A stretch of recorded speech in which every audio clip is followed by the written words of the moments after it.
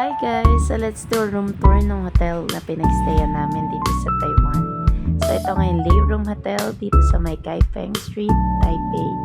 So nasa kami sa room 501. So pasok tayo guys. Insert lang natin yung key card para lumiwanag. So pagpasok ko sa room, ayan, di naman siya sobrang laki. So it's good for 4. So ito yung kanilang CR. Ayan, mayroong sink and may mirror na malaki. Ito yung shower area. And then, yan sa ibabaw ng toilet, nandyan yung mga towels and may bidet. And mayroon din siyang bathroom tissue. So, yung door niya sa CRI, ayan, gawa siya sa glass. And mayroon din towel para yata yan sa floor. May hand soap din.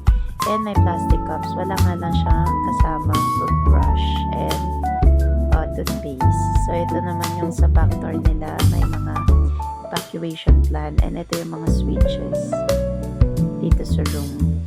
And then, ito naman, since good for 4 yung room, mayroon dalawang double bed. And ito yung mga board nila dito sa room. So, compatible naman siya sa saksakan natin. And ito, mayroong coffee, mineral water, electric kettle, and may blower din dito kasama.